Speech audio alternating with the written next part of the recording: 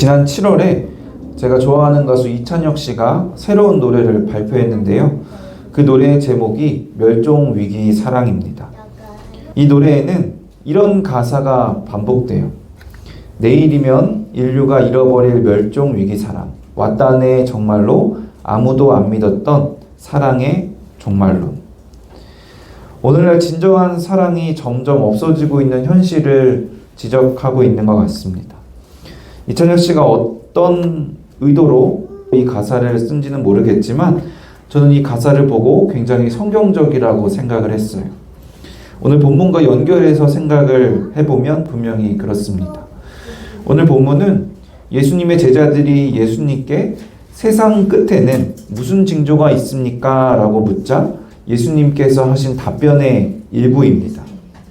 그리스도인이 환난을 당하게 돼서 심지어 죽임을 당하고 모든 사람들에게 미움을 받게 된다라고 말씀합니다. 그래서 많은 사람이 실족을 하게 되고 서로 미워하고 거짓 선지자가 사람들을 미혹하는 혼란스러운 시기가 올 겁니다. 이렇게 재난에 대해서 얘기를 하시고 12절에서는 이 재난들에 대해서 한마디로 정리를 하고 있어요. 본문 12절 같이 읽어볼까요? 불법이 성함으로 많은 사람의 사랑이 식어지리라. 세상의 끝, 예수님이 다시 오실 날의 징조는 한마디로 사랑이 멸종 위기에 빠지게 되는 겁니다. 요즘 세상을 보면 멸종 위기 사랑이라는 노래가 나올 만큼 실제로 많은 사람의 사랑이 식은 것 같습니다. 세상에서 사랑이라고 하면 가장 먼저 남녀 간의 사랑을 생각하는데요. 이 남녀 간의 사랑도 식어가는 것 같아요. 남녀 간의 사랑을 강조하면서 연애도 많이 권장을 하고 사랑을 표현해야 된다면서 성적으로도 굉장히 자유분방한 시대가 되었지만 오히려 그 사랑이 점점 커지는 것이 아니라 식어가는 것 같아요. 단적인 예로 결혼을 할 때도 사랑보다는 마음보다는 조건을 더 따지게 되는 시대입니다. 결혼을 해서도 사랑으로 하나가 되고 서로를 아끼고 아름다운 모습으로 살아가는 모습을 굉장히 보기가 힘들어졌고요. 많은 사람들이 서로를 어떻게든 이겨보려고 서로를 답답해하고 서로를 탓하면서 싸워서 결혼하면 인생 끝이다라는 말이 생기기도 했습니다. 그래서 이혼이 너무 흔해졌죠. 이혼을 소재로 한 방송도 꽤 많습니다. 제가 심지어 이런 말도 들었어요. 이혼은 결혼에 실패한 것이 아니라 이혼에 성공한 것이다 라고 하더라고요. 이제 하다 이런 헛소리도 하는구나 싶었습니다. 남녀 관계에서 뿐만이 아니라 사회의 전반적인 분위기에서도 사랑이 식어가는 것을 느낄 수 있습니다. 현대 사회에 대해서 이야기를 할 때 정이 없다, 낭만이 없다, 온기가 없다, 또는 철학이 없다와 같은 말들을 흔히 들을 수 있는데요.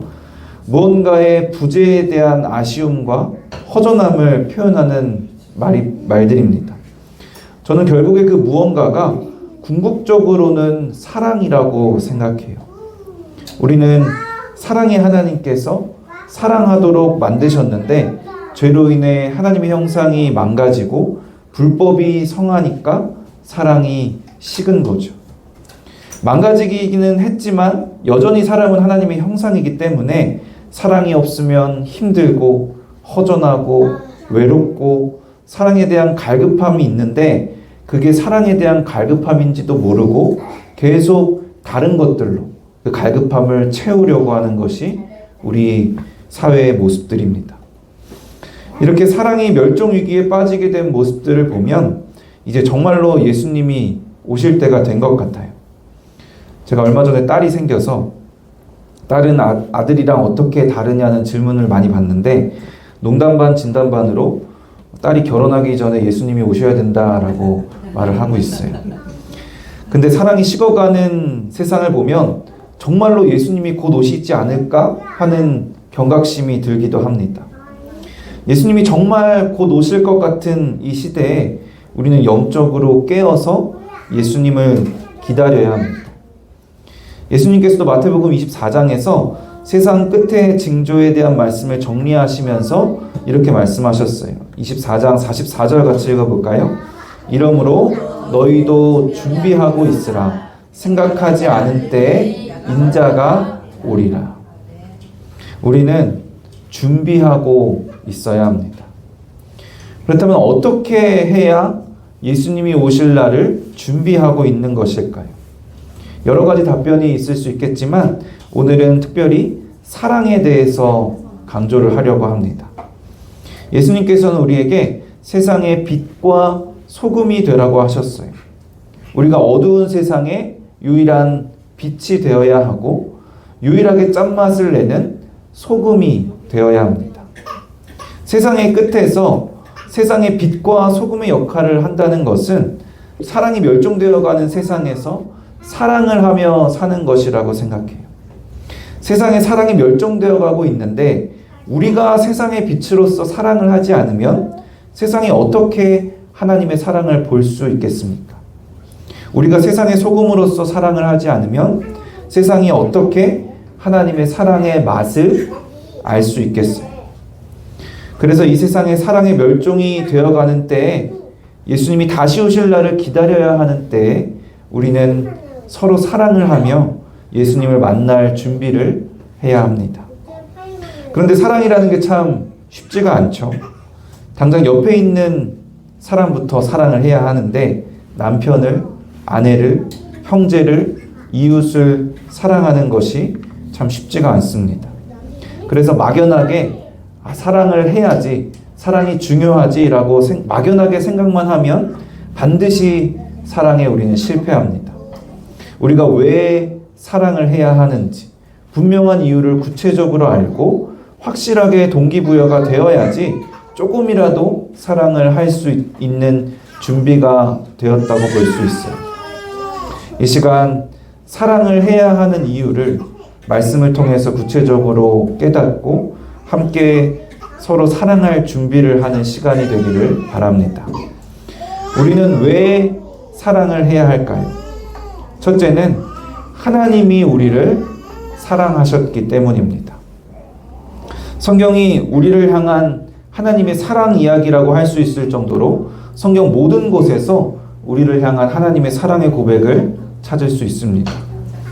저는 개인적으로 하나님의 사랑에 대해서 묵상을 할 때 이사야 말씀을 가장 많이 묵상해요. 이사야 54장 10절 말씀 같이 읽어볼까요? 여호와께서 그에게 상함을 받게 하시기를 원하사 질고를 당하게 하셨은즉 그의 손으로 여호와께서 기뻐하시는 뜻을 성취하리로다. 하나님의 독생자를 우리에게 주셨을 뿐만이 아니라 우리의 허물 때문에 그가 찔리게 하시고 우리의 죄악 때문에 그가 상하게 하시고 우리의 평화를 위해 그가 징계를 받게 하시고 우리를 낫게 하기 위해 그가 채찍에 맞게 하셨습니다. 우리는 양 같아서 각기 그릇 행하여 자기 길로 갔는데 여호와께서는 우리 모두의 죄악을 그에게, 그 독생자에게 담당시키셨어요. 그런데 그 독생자가 그렇게 상함을 받는 것을, 모든 죄를 감당하는 것을 안타까워하시는 것이 아니라 독생자가 그렇게 상함을 받았다고 우리를 책망하시는 것이 아니라 오히려 그 독생자가 상하는 것을 원하시고 독생자가 상하는 것을 통해 기뻐하시는 뜻을 성취했다라고 말씀하시는 거예요. 아무런 자격도 없고 능력도 없고 말도 안 듣고 예쁜 구석이라고는 없는 우리를 사랑하신다는 것을 하나님께서 그렇게 확증해 주셨습니다. 그리고 이사야 62장에서는 우리를 헵시바라고 하셨어요. 나의 기쁨이 너에게 있다. 우리가 무엇을 하지 않아도 우리가 어떤 모습이든지 우리를 얼마나 사랑하시는지 우리의 존재 자체가 하나님의 기쁨이 된다라고 말씀하시는 거예요. 이 신실하고 놀라운 하나님의 사랑을 날마다 온전히 누리는 저와 여러분이 되기를 바랍니다. 하나님의 이렇게 크고 놀라운 사랑을 우리가 받았다는 것 자체가 우리가 서로 사랑해야 하는 이유가 됩니다. 요한일서 4장 11절 같이 읽어볼까요? 사랑하는 자들아, 우리도 서로 사랑하는 것이 마땅하도다.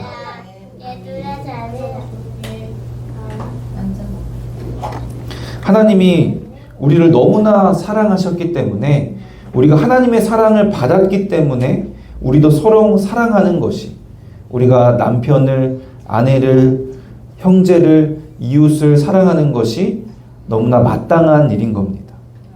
마땅하다는 것은요, 이치로 보아 옳다, 알맞다, 당연하다라는 뜻입니다. 우리가 사랑하는 것이 옳고 너무나 당연한 일입니다.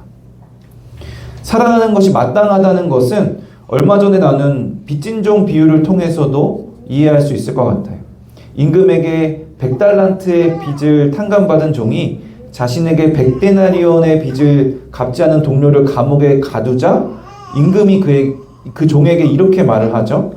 내가 너를 불쌍히 여긴과 같이 너도 내 동료를 불쌍히 여김이 마땅하지 아니하냐 하고, 엄청 큰 용서를 받았기 때문에 너도 작은 용서를 하는 것이 당연하지 않냐라고 말씀하는 겁니다.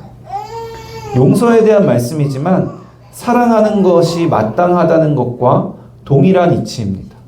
엄청나게 큰, 사람이 할 수 없는, 말로 형용할 수 없는 사랑을 우리가 하나님께 받았습니다. 그러니까 우리가 할 수 있는 작은 사랑이라도 하는 것이, 우리 옆에 있는 남편을, 아내를, 형제를, 이웃을 사랑하는 것이 너무나 마땅합니다. 우리는 왜 사랑해야 할까요? 두 번째는 하나님의 명령이기 때문입니다. 우리가 사랑을 하는 것이 당연하고 옳고 마땅한 것이지만 그것만으로 끝은 아닙니다. 당연히 사랑을 해야 할 뿐만이 아니라 하나님의 백성에게는 사랑을 해야 할 법적 의무가 있습니다. 하나님께서 사랑을 명령하셨기 때문이에요. 마태복음 22장 37절에서 40절, 너무나 유명한 말씀이죠. 같이 읽어볼까요? 예수께서 이르시되 내 마음을 다하고 목숨을 다하고 이것이 크고 첫째 되는 계명이요 둘째도 그와 같으니 내 이웃을 내 자신같이 사랑하라 하셨으니 온 율법과 선지자의 강령이니라. 서로 사랑을 하는 것이 우리에게는 법입니다. 하나님께서 명령하셨어요. 더 놀라운 것은요, 둘째도 그와 같으니 내 이웃을 내 자신같이 사랑하라 라고 하셨다는 거예요. 이웃을 사랑하는 것이 그와 같다. 무엇과 같냐면 하나님을 사랑하는 것과 같다라고 말씀하셨다는 거예요. 하나님을 사랑한다면 그와 같이 이웃을 사랑해야 되는 겁니다. 요한일서에서도 이에 대한 말씀이 있습니다. 요한일서 4장 20절 같이 읽어볼까요? 누구든지 하나님을 사랑하노라 하고 그 형제를 미워하면 이는 거짓말하는 자니 보는 바 그 형제를 사랑하지 아니하는 자는 보지 못하는 바 하나님을 사랑할 수 없느니라. 여러분, 하나님을 사랑하시나요? 그렇다면 여러분 옆에 있는 남편, 아내, 형제, 이웃을 사랑하시나요? 우리 옆에 있는 형제를 사랑하지 못한다면 하나님을 사랑하지 않는 겁니다. 우리가 이 땅에서 남편을, 아내를, 형제를, 이웃을 사랑하는 것이 하나님 나라 백성으로서 법적 의무인데 얼마나 중요한 의무냐면 하나님을 사랑하는 것과 같은 무게의 의무인 겁니다. 그래서 로마서에서는 이웃사랑이 모든 율법을 포함한 것이고 사랑이 율법의 완성이라고 말씀합니다. 로마서 13장 9절 10절 같이 읽어보겠습니다. 다른 계명이 있을지라도 내 이웃을 내 자신같이 사랑하라 하신 그 말씀 가운데 다 들었느니라. 사랑은 이웃에게 악을 행하지 아니하나니 그러므로 사랑은 율법의 완성이니라. 우리는 사랑을 얼마나 중요하게 여기고 있을까요? 혹시 하나님 사랑은 중요하게 여길지라도 이웃 사랑은 가볍게 여기지 않았을까요? 사랑은 하나님이 주신 명령이고 하나님의 백성이 지켜야 하는 법입니다. 그리고 하나님 사랑과 이웃 사랑은 별개의 문제가 아닙니다. 내 옆에 남편, 아내, 형제, 이웃을 사랑하지 못하면 하나님을 사랑할 수 없습니다. 우리는 왜 사랑을 해야 할까요? 세 번째는 사랑은 믿음의 완성이기 때문입니다. 우리는 믿음에 대해서는 굉장히 강조를 해요. 믿음이 있느냐 없느냐로 구원의 문제가 갈리기 때문에 믿음의 문제에 있어서는 우리 모두가 굉장히 민감합니다. 당연히 믿음이 중요하죠. 그런데 믿음만 강조하고 거기서 끝나는 게 문제예요. 우리의 믿음은 그저 믿고 구원을 받고 끝나는 게 아니거든요. 베드로후서 1장 4절에서 7절 같이 읽겠습니다. 이로써 그 보배롭고 지극히 큰 약속을 우리에게 주사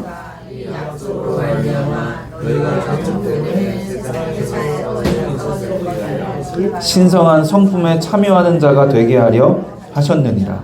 그러므로 너희가 더욱 힘써 너희 믿음의 덕의 지식의 절제의 인내의 경건의 형제 우애에 사랑을 더하라. 보배롭고 지극히 큰 약속, 구원을 받은 하나님의 자녀는 신성한 성품에 참여하도록 하셨어요. 믿음이 굉장히 중요한 것이긴 하지만 그 믿음은 시작에 불과합니다. 그 믿음이 완성되기 위해서는요, 믿음의 덕을 더하고 그 위에 지식을 더하고 그 위에 절제를 더하고 그 위에 인내를 더하고 그 위에 경건을 더하고 그 위에 형제 우애를 더하고 그리고 마지막으로 그 위에 사랑을 더해야 합니다. 우리가 하나님의 복을 사모한다면, 우리가 구원을 사모한다면, 그리고 구원을 받았다면 믿음만 강조하고 사모하는 것이 아니라 사랑도 사모해야 합니다. 사랑이 믿음의 완성이라고 할 수 있기 때문입니다. 근데 베드로후서 1장 5절의 말씀을 잘 보면 믿음이 생기면 나머지 것들이 그냥 더해지고 사랑도 그냥 더해지는 것이 아닙니다. 뭐라고 말씀하냐면 너희가 더욱 힘써 더하라고 말씀하고 있어요. 오직 은혜를 우리가 강조하다 보니까 하나님의 말씀을 오해하고 잘못된 신앙의 행태가 생기기도 했는데요. 다 하나님이 하시는 것이고 다 하나님의 은혜니까 죄인이고 아무것도 할 수 없는 우리는 그냥 진짜 아무것도 안 하면 된다라고 생각하는 거예요. 정말 그렇다면 왜 하나님께서 우리에게 힘쓰라고 하셨겠습니까? 물론 죄악 가득한 이 땅에서 죄인인 우리가 우리 힘으로 할 수 없는 것도 사실이고 모든 것이 하나님의 은혜인 것도 맞지만 우리에게 하나님의 은혜와 사랑에 합당한 반응과 순종을 하나님께서 바라시고 또 우리를 인격적으로 대해 주시고 우리와 함께 일하시기를 원하셨습니다. 그래서 우리는 믿음에 힘써 사랑을 더해야 하는 것입니다. 사랑하는 성도 여러분, 우리는 사랑이 멸종 위기에 처한 시대에 살고 있습니다. 언제 예수님이 다시 오실 줄 모르는 세상의 끝에 살아가고 있어요. 이 시대 가운데 사랑함으로 서로 사랑함으로 예수님을 만날 준비를 하는 우리가 되기를 소망합니다. 우리가 세상의 빛으로서 서로 사랑하지 않으면 세상이 어떻게 하나님의 사랑을 보고 알 수 있겠습니까? 우리가 세상의 소금으로서 서로를 사랑하지 않으면 세상이 어떻게 하나님의 사랑의 맛을 볼 수 있겠습니까? 하나님께 무한한 사랑을 받았기 때문에 우리는 마땅히 서로를 사랑해야 합니다. 하나님이 명령하셨기 때문에 하나님의 백성으로서 우리에게는 사랑해야 할 법적 의무가 또한 있습니다. 사랑이 믿음의 완성이기 때문에 우리는 힘써 믿음 위에 사랑을 더해서 믿음을 완성하고 신성한 성품에 참여해야 합니다. 우리의 힘으로 할 수 있는 것은 아니지만 성령의 9가지 열매 중에 첫 번째 열매가 사랑이기 때문에 사랑을 사모하고 우리가 성령 하나님을 의지하고 성령 충만함으로 살아갈 때 서로 사랑할 수 있을 줄로 믿습니다. 요한일서 4장 7절, 8절 말씀을 함께 읽고 이 설교를 마무리하려고 합니다. 요한일서 4장 7절, 8절 함께 읽겠습니다. 사랑하는 자들아, 우리가 서로 사랑하자. 사랑은 하나님께 속한 것이니 사랑하는 자마다 하나님으로부터 나서 하나님을 알고 사랑하지 아니하는 자는 하나님을 알지 못하나니 이는 하나님은 사랑이심이라.